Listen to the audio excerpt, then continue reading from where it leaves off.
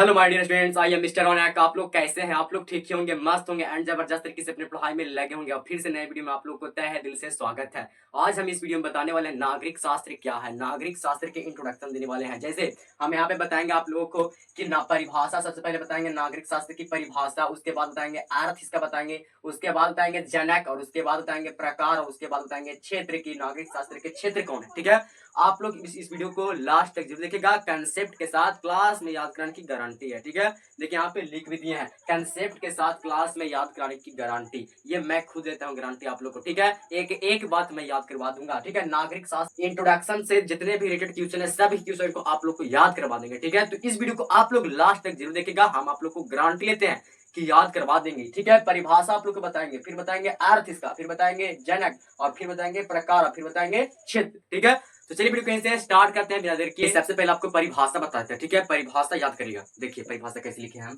परिभाषा सबसे पहले लिखा है कि सामाजिक विज्ञान की वह शाखा जिसके अंतर्गत एक अच्छे नागरिक बनने के बारे में, होने के तौर तरीकों के बारे में अध्ययन किया जाता है, उसे हम नागरिक शास्त्र कहते हैं। ठीक है, समझिए ध्यान से। हम सबसे पहले पूछा कि नागरिक शास्त्र जो है किसका शाखा है, तो बोलना है कि सामाजिक विज्ञान की शाखा। किसका शाखा है? सामाजिक विज्ञान की शाखा है।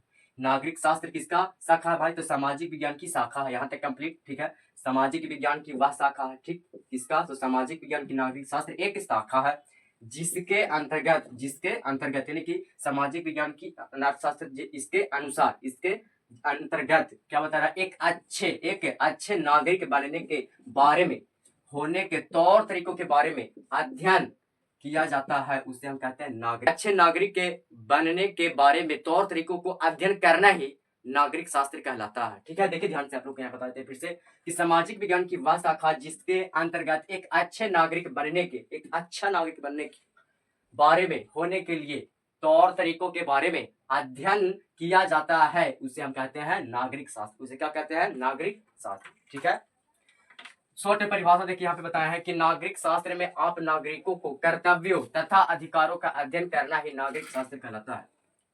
ये थोड़ा लंबा परिभाषा है। ठीक है, और ये थोड़ा लंबा परिभाषा है, लेकिन शॉर्ट में परिभाषा आप लोग को यहाँ पे बताया है कि नागरिक शास्त्र में आप नागरिकों को कर्तव्यों तथा अधिकारों का अध्ययन करना ही नागरिक शास्त्र कहलाता है। यहाँ समझिए, नागरिक शास्त्र बोला क्या है? तो नागरिक शास्त्र में आप जानेंगे कि नागरिकों को कर्तव्यों यानी कि कर्तव्य कैसा काम करेगा तथा अधिकारों का अध्ययन करने, इसी कर्तव्य और अधिकारों को अध्ययन करना ही क्या कहलाता है? नागरिक शास्त्र कहलाता है। ठीक है, आप लोग यहाँ तक समझिए। दो परिभाषा बताया आप लोग को, एक थोड़ा सा लंबा था और एक शॉर्ट वाला। ठीक है, तो आप लोग समझ में आ गया। अब हम जानेंगे अर्थ, नागरिक शास्त्र का अर्थ क्या होता है। ठीक है, नागरिक शास्त्र का अर्थ क्या है? ठीक है,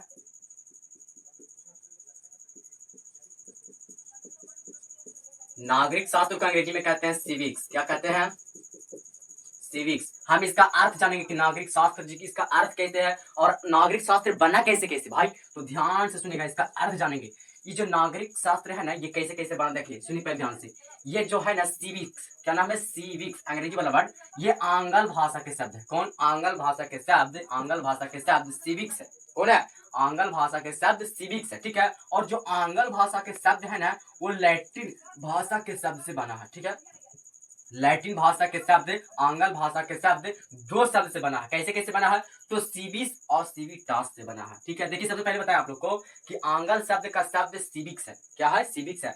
लेकिन आंग्ल शब्द का जो शब्द है सिविक्स, ये कैसे बना है? तो लैटिन भाषा के दो शब्द से बना है। कितने शब्द से? दो शब्द से बना है। कौन कौन? तो पहला है सिविस और दूसरा है सिविटास। ठीक है, सिविस का अर्थ क्या होता है? नागरिक, और सिविटास का अर्थ क्या होता है? नगर। सिविक्स का अर्थ क्या होता है? नागरिक, और सिविटास का अर्थ क्या होता है? नगर। ठीक है, आ जाइए यहाँ पे। सिविक्स का हिंदी रूपांतरण, इसका हिंदी में क्या कहते हैं? तो इसको हिंदी में कहते हैं नागरिक शास्त्र। क्या कहते हैं? नागरिक शास्त्र। देखिए कैसे कैसे बना, आप लोग के यहाँ डायग्राम से समझा दिए बहुत बढ़िया से। ठीक है, देखिए कैसे। आप सबसे पहले बताएं कि जो सिविक्स है, इसका अंग्रेजी वर्ड ये कौन लैंग्वेज के वर्ड से बना है? तो आंग्ल भाषा के शब्द से। ठीक है, लेकिन आंग्ल भाषा के शब्द जो सिविक्स है, इस कौन लैंग्वेज के वर्ड से बना है? तो सिविक्स है वो जो दो वर्ड से बना है। कौन कौन? तो उसका लैटिन भाषा कौन कौन है? पहला है सिविक्स और दूसरा है सिविटास। सिविक्स का अर्थ क्या होता है? नागरिक, और सिविटास का अर्थ क्या होता है? नगर।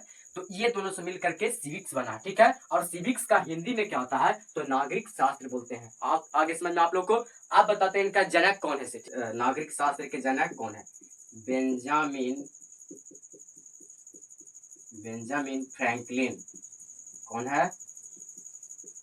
बेंजामिन फ्रैंकलिन के जनक है। ठीक है, हम आप लोग को यहाँ पे बताए, सबसे पहले बताए परिभाषा, ठीक है, दूसरा हम बताए अर्थ, और तीसरा हम बताए जनक, और देखिए चौथा में हम बताएंगे क्षेत्र। ठीक है, आप बताएंगे नागरिक शास्त्र के क्षेत्र। आप लोग को याद कैसे रखना है, जनक, जनक देखिए है बेंजामिन फ्रैंकलिन। ठीक है, नागरिक शास्त्र के जनक बोलिए या पिता बोलिए, बात दोनों बराबर है। ठीक है, जनक कौन है, बेंजामिन फ्रैंकलिन। हम आप लोग को बता दिए परिभाषा, अर्थ, जनक, और आप बताना क्षेत्र। अब हम समझेंगे नागरिक शास्त्र के क्षेत्र, यानी कि नागरिक शास्त्र किस किस को अध्ययन करता है। ठीक है, तो हम बारी बारी से बताएंगे, आप लोग ध्यान से समझिएगा, आप लोग को समझ में आ जाएगा। ठीक है, तो सबसे पहले फर्स्ट नंबर की ओर चलते हैं। ठीक है, सबसे पहला नंबर में लिखा हुआ है कि व्यक्ति के व्यक्तिगत जीवन का अध्ययन, व्यक्ति के व्यक्तिगत जीवन का अध्ययन। समझिए ध्यान से क्या कर रहा है इसे, कि व्यक्ति है, ठीक है, व्यक्तिगत जीवन का अध्ययन कौन करता है, तो नागरिक शास्त्र में अध्ययन किया जाता है व्यक्ति के व्यक्तिगत जीवन का अध्ययन, यानी कि कैसा व्यक्ति होना चाहिए। अगर व्यक्ति है तो वहाँ पे किसका, वहाँ पे व्यक्तिगत सबसे पहले परिवार होना चाहिए, बहुत बढ़िया। तो परिवार के बारे में पढ़ना होता है, किसमें, नागरिक शास्त्र में अध्ययन किया जाता है। ठीक है, तो पहला आप लोग समझ गए कि व्यक्ति के व्यक्तिगत जीवन का अध्ययन किसमें होता है, नागरिक शास्त्र में होता है। ठीक है, यानी कि परिवारों के बारे में पढ़ना होता है, परिवारों के बारे में जानना होता है कि जीवन इनका कैसा है। ठीक है, दूसरा समझिए, दूसरा लिखा हुआ है कि व्यक्ति के सामाजिक जीवन का अध्ययन, वहां के समाज के बारे में इफेक्ट पड़ेगा कि उनका समाज कैसा है, धर्म कैसा है, जाति कैसा है, उसके अनुसार से चलना होता है। उसी में किसे पढ़ेंगे, नागरिक शास्त्र का भी एक पार्ट है। ठीक है,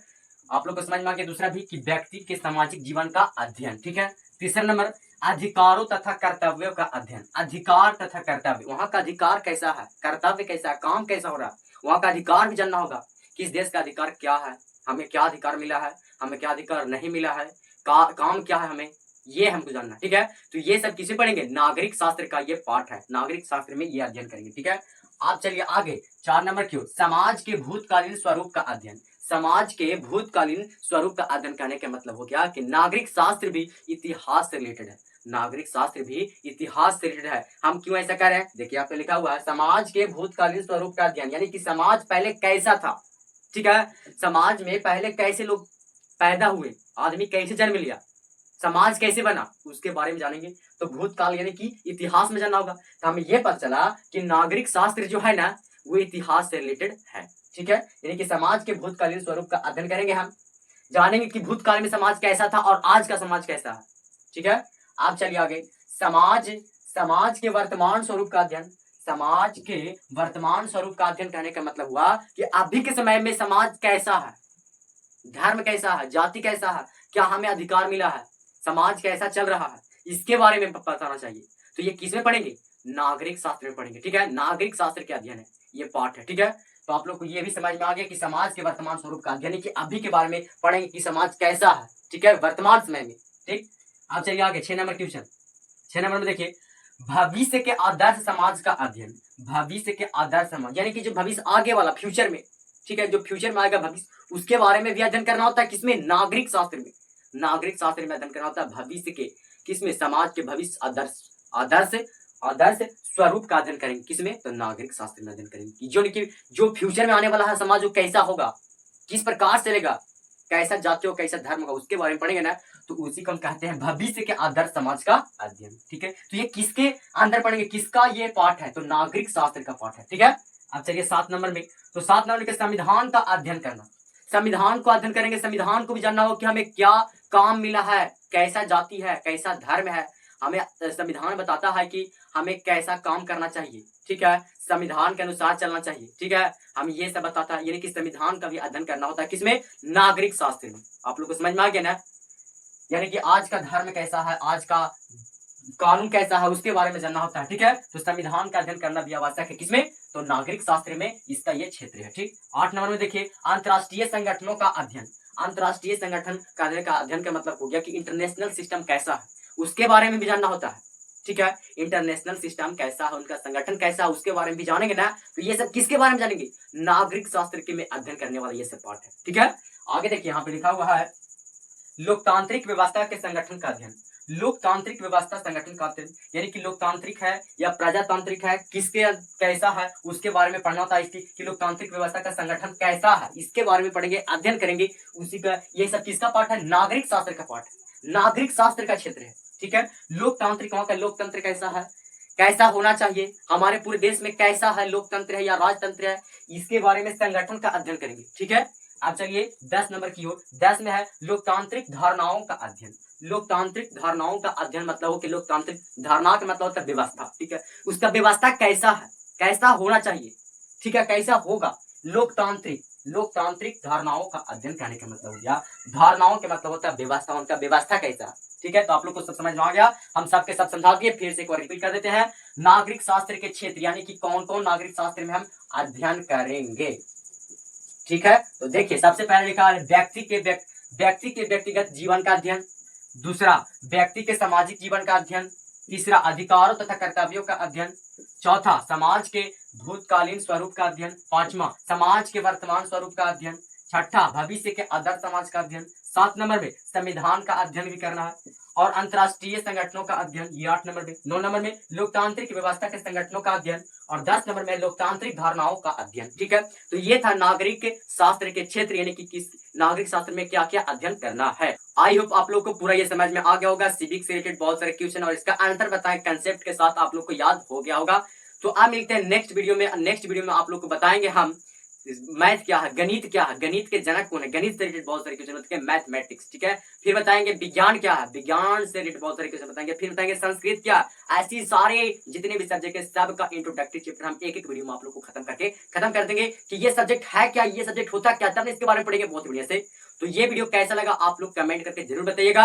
आप मिलते हैं नेक्स्ट वीडियो में, तब तक के लिए बाय बाय टाटा। इसी से रेवा खंडे समाप्त। बोलिए वृंदावन बिहारी लाल की जय।